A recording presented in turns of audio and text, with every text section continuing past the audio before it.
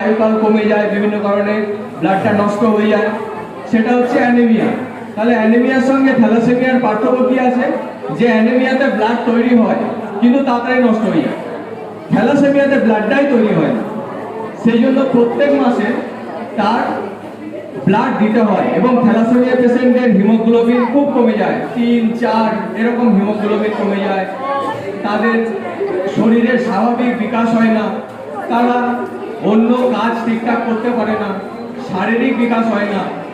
কখনো তাদের যকৃৎ বড় হয়ে যায়, প্লীহা বড় হয়ে যায়, পেট বড় হয়ে যায়, মাথা মোটা হয়ে যায়।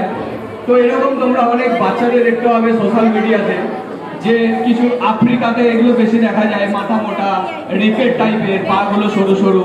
তো থ্যালাসেমিয়া যদি হয় তাহলে সেই বাচ্চারও এরকম দেখতে হবে, তার শারীরিক গঠন হবে না, পড়াশোনা ঠিক করে করতে পারবে না, ঘুম পাবে, কোনো কাজটাই ঠিক করে করতে পারবে না। তো এই থ্যালাসেমিয়া, এই রোগটার জন্ম হয়েছিল প্রায় 1920-র দিকে। তখন ডাক্তারবাবুরা ভেবেছিলেন এটা অ্যানিমিয়া, কিন্তু এটা অ্যানিমিয়া ছিল না।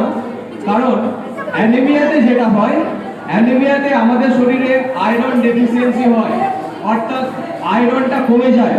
কিন্তু থ্যালাসেমিয়াতে উল্টো হয়, আয়রনটা বেড়ে যায়। সেই জন্য শরীর থেকে তাদের আলাদা করে আয়রনটা বের করতে হয় থ্যালাসেমিয়া পেশেন্টের।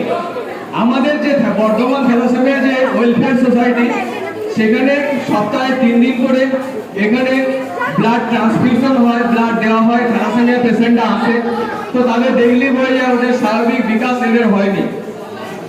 তো থ্যালাসেমিয়া যে গঠনটা হয় সেটা হচ্ছে, আমি প্রথমেই বললাম